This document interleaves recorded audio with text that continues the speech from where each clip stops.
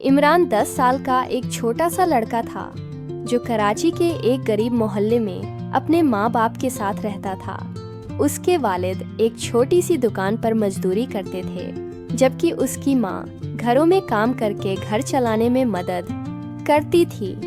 इमरान बहुत ज़हीन था और स्कूल में हमेशा अच्छे नंबर लाता, लेकिन गरीबी की वजह से उसके लिए किताबें खरीदने तक के पैसे नहीं होते थे।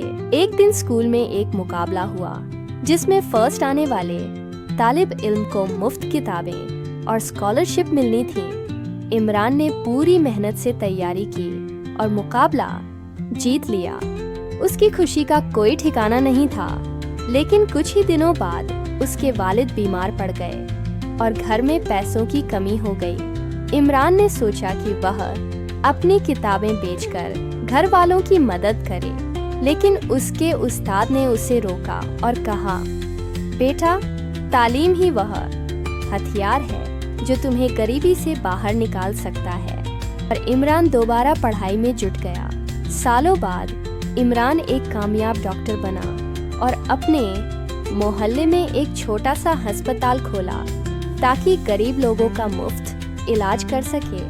उसकी कहानी सबके लिए एक सबक थी कि मेहनत और इरादे से कोई भी सपना पूरा हो सकता है।